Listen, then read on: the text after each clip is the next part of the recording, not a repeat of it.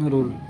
नमस्कार दोस्तों, मैं इस वक्त मौजूद हूँ जनपद मुजफ्फरनगर के तहसील बुढ़ाना में और आपको बताते चले तहसील बुढ़ाना का एक ग्राम देहात लगता है सफीपुर पुट्टी, जहाँ से मोहम्मद शहजाद पंचायत चुनाव में अपनी दावेदारी बनाए हुए हैं। ज़्यादा बातचीत के लिए, ज़्यादा जानकारी के लिए मेरे साथ मोहम्मद शहजाद जी मौजूद हैं। जानेंगे उनसे कि जनता के बीच रहकर इस चुनाव को कैसे सफल बनाएंगे, किस तरह जनता के तमाम मुद्दों को लेकर आगे बढ़ेंगे, जनता अगर उनको चुनती है और 5 साल सेवा का मौका देती है, किन समस्याओं पर वो काम करेंगे। ज़्यादा जानकारी के लिए चलते हैं मोहम्मद शहजाद के पास और जानते हैं। बहुत बहुत धन्यवाद शहजाद जी, आपने अपना कीमती समय दिया।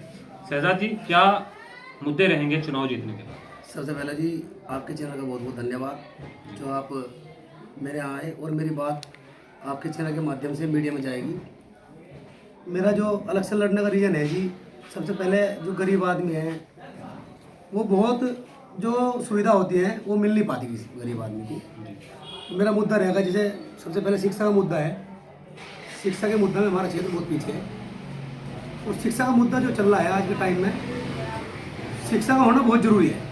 सबसे पहली बात शिक्षा है और दूसरा जो गरीब आदमी के सामने समस्या है भाई पानी की है और तुम्हारा सड़कों की है, नालियों की है। नालियों में गंदगी इस कदर है, हमारे और प्रधान रहे इससे पहले कोई रीजन उनका कोई ऐसा मामला नहीं आया सामने और ना वे काम करा पाए जी।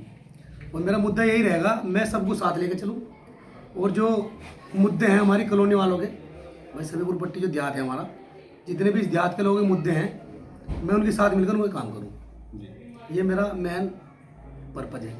लगभग अगर मैं बात करूं यहाँ की वोटिंग की, तो लगभग कितनी वोट सफीपुर पट्टी में लगती है?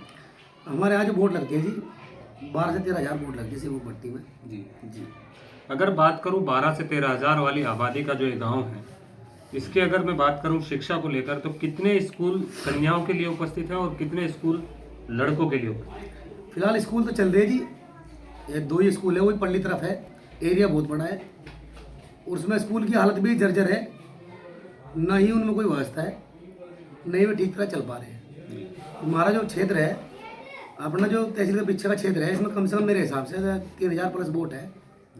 इस क्षेत्र में कोई वो नहीं है। अभी पानी की टंकी बनी हुई है हमारे यहाँ, पानी की टंकी का काम कंप्लीट है लेकिन वो चालू नहीं हो पा रही है। रीजन क्या है उसका समझ में नहीं आ रहा, इसलिए इस बात को भी लेकर हम SDM से मिलेंगे, भाई तुमने ये सब खोद कर छोड़ दिए और कनेक्शन इनमें है नहीं, टंकी तैयार है, उसका रीज़न क्या है, ये भी पूछने का अपना चल रहा है मामला।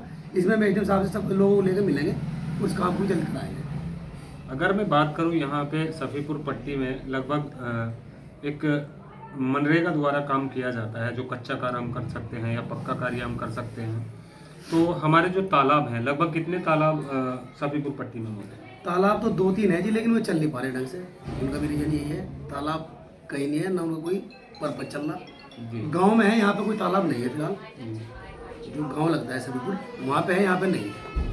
तो चालू अवस्था में नहीं है? चालू है लेकिन वो व्यवस्था जो होनी चाहिए वो नहीं है ना। नहीं है। अब एक गांव भटका पड़ता है हमारे पास में, आप जाके तालाब देखो, तालाब की हालत बहुत सुंदर है, वहाँ के जो प्रधान है काम अच्छा कर रहे हैं। अब हमारे यहाँ कोई ऐसा व्यवस्था है, जो कोई ऐसा मामला है ही नहीं जी। अगर बात करूँ दूसरी यहाँ पर हमारे विद्युत विभाग को लेकर, तो विद्युत विभाग को लेकर किस प्रकार कार्य आगे बढ़ाए जा रहे हैं? विद्युत वालों का ये मामला है जी, अब तुम्हें पता है स्मार्ट मीटर लग रहे हैं। स्मार्ट मीटर का रीजन पता नहीं सरकार को, गवर्नमेंट को फायदा क्या है चीज़ का। गरीब आदमी तो परेशान है, नीचे होता जा रहा है। अभी हमारे रोशन भाई हैं, बताओ 3 महीने का बिल इनका जो है ना 10,000 रुपये का है। घर में एक बल्ब एक पंखा चलता है, अब सर्दी में तो पंखा नहीं चलेगा, वो बिल 10,000 कहाँ से भरेगा। तो मुद्दे बहुत हैं। बिजली वालों के साथ भी ऐसा चल रहा मामला। बिजली वालों ने तो अपनी चोर बाजारी पूरी कर रखी है हमारे क्षेत्र में, कोई रोकने वाला ही है नहीं, ना कोई ना डांटने वाला है। हम इनसे भी जो है 22 तारीख हमारी पंचायत थी तहसील के अंदर, अभी फिलहाल सर्दी को देखते हुए पोस्टपोन हुई है। इसमें आगे जो हमारे उच्च अधिकारी हैं वो जल्दी कोई समाधान कराएंगे। प्रधानमंत्री आवास योजना को लेकर ग्रामीण क्षेत्र में अभी योजना चलाई जा रही है, तो क्या आपके गांव के अंदर या आपके सफीपुर पट्टी के अंदर लगभग कुछ मकान बनने का काम हुआ है? सर अभी तो कुछ नहीं हुआ, लेकिन इससे पहले मकान बने थे, जिनके बनने थे वो बन नहीं पाए और जो पहले से ही बने हुए हैं उनके बने जी, इसमें भी दिक्कत आई है। तो इन तमाम समस्याओं को लेकर जैसे आप चुनाव लड़ रहे हैं, अगर आप जीतते हैं तो आपके जो मैनिफेस्टो रहेंगे वो क्या रहेंगे? इंशाल्लाह मेरा जो मैनिफेस्टो रहेगा जी, गरीब आदमी की जो समस्या है भाई कच्चे मकान को लेकर, बिजली व्यवस्था को लेकर, शिक्षा के क्षेत्र में लेकर मैं इंशाल्लाह सारे काम इनके साथ रख के जी जान से करूँगा और गरीब आदमी के साथ 24 घंटे खड़ा रहूँगा। एक समय आता है गांव के अंदर, जब बरसात का समय आता है, बरसात के समय कहीं ना कहीं अगर देखा जाए तो जल भराव की समस्या उत्पन्न हो जाती है। तो सफीपुर और पट्टी ये दो क्षेत्र हैं जो गांव देहात के अंदर आते हैं। इनके अंदर क्या व्यवस्थाएं निकासी को लेकर बनाई गई? ये मुद्दा आपने बहुत सही रखा। अभी एक वीडियो चल रही थी 2 दिन पहले, जो सफीपुर गांव है हमारा, वहाँ के जो लोग हैं उन्होंने एक वीडियो डाली। 3 योजना हमारे प्रधान जी को होगी और 3 योजना होने के बाद भी जो आपने देखा सफीपुर का जो रोड है पल्ली साइड से लेके, गांव से पल्ली तक बुआना साइड को लेके, वो आज तक कच्चा पड़ा से जल भराव बह चुका है और जिला पंचायत जो है वो हमारी है जी भाई। ये तो ये कह लो भाई वो लोकदल पार्टी से है, भाजपा के साथ मिले लेकिन काम नहीं हो पाया, कुछ व्यवस्था नहीं हो पाई, ना ही उन्हें कोई कार्य मिला जी। इससे भी हम बहुत परेशान हैं। बरसात के मौसम में जल भराव का जो काम है बहुत तेजी से बढ़ता है, लेकिन उस पर कोई एक्शन नहीं लिया था। तो आपके क्या मुद्दे रहेंगे इस चीज़ को लेकर? मेरा इंशाल्लाह पूरा मुद्दा रहेगा जी, मैं जहाँ जल भराव का मामला है मैं उस मामले को लेकर एसडीएम से रूबरू कराऊंगा। भाई ये मामला यहाँ परेशानी का है, इस बात को भी रखी जाएगी। कुछ लोग ऐसे होते हैं जो गरीबी रेखा के नीचे आते हैं, जिनको वृद्धा, विधवा, विकलांग पेंशनों की ज़रूरत होती है। तो क्या हमारे देहात क्षेत्र के अंदर वृद्धा, विधवा, विकलांग पेंशन सुचारू रूप से चलाई जा रही है? नहीं जी, बहुत आदमी जो परेशान है भाई, विधवा पेंशन को लेके, विकलांगों पेंशन को लेके बहुत आदमी परेशान है। अब पेंशन का ये मामला अगर 90 आदमी है, 90 आदमी से जो 30 आदमी को मिलनी चाहिए पूरे 90 के 90 को, तो मैं इस मुद्दे को लेकर भी आगे काम बढ़ाऊंगा इंशाल्लाह। मेरी पूरी सोच और पूरी तैयारी है, मैं किसी गरीब को किसी मामले से वंचित नहीं रहने दूंगा। अगर बात करूं स्वास्थ्य विभाग को लेकर, तो नगर के अंदर प्राथमिक स्वास्थ्य केंद्र और सामुदायिक स्वास्थ्य केंद्र दोनों मौजूद हैं।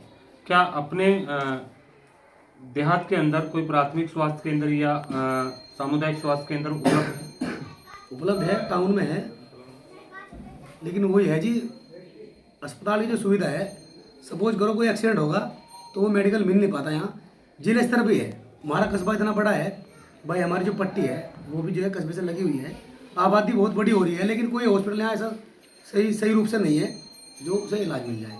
ये वो मुझे मना कर जाता है या फिर मेरा जाता है, ये है। पश्चिम उत्तर प्रदेश के अंदर भारतीय किसान यूनियन टिकैत का काफ़ी वर्चस्व देखने को मिलता है। उसमें आपकी भागीदारी भी है, वहाँ पे आप कार्यरत भी हैं। तो क्या प्रयास रहेंगे हमारे जो शिक्षा को लेकर, स्वास्थ्य को लेकर, इन तमाम समस्याओं पर अगर जनता आपको चुनने का काम करती है तो कैसे आप इन सब चीज़ों को लेकर आगे बढ़ेंगे? देखो, सबसे पहले जनता है, जनता जनार्दन होती है, और मेरा एक मामला है, अगर जनता ने मुझे चुना तो मैं जनता के साथ रहकर, जनता के साथ खड़ा होकर इनकी लड़ाई लड़ने का काम करूँगा। न इस बात से मैं कभी पीछे हटूँगा। जो इनके मुद्दे स्कूल को लेकर और पानी को लेकर, सड़कों को लेकर, मेरा पूरा मन है और पूरी मेरी तैयारी है। मैं इंशाल्लाह जब तक मेरा मामला है मैं लड़ूंगा और साथ खड़ा रहूँगा इनकी। तो देखा आपने, ये थे हमारे साथ मोहम्मद शहजाद, जो कि सफीपुर पट्टी से चुनावी मैदान में हैं। जनता के जोरों पर, जनता के शोरों पर, जनता की मांग पर चुनाव लड़ रहे हैं। जनता ने अगर इनको चाहा और जनता ने 5 साल सेवा करने का मौका दिया तो उन तमाम समस्याओं पर वो काम करेंगे जिन समस्याओं को लेकर जनता कहीं ना कहीं बेदार है। अगर बात करें समस्याओं, तो शिक्षा, बिजली, स्वास्थ्य, पानी को लेकर इन्होंने बात की। जनता ने अगर इनको चुना, तमाम समस्याओं पर इन 5 साल जनता के बीच रहकर सिर्फ और सिर्फ विकास करने का काम करेंगे। देखते रहिए इंडिया सुपर न्यूज़, दिखाते रहेंगे पल पल अपडेट।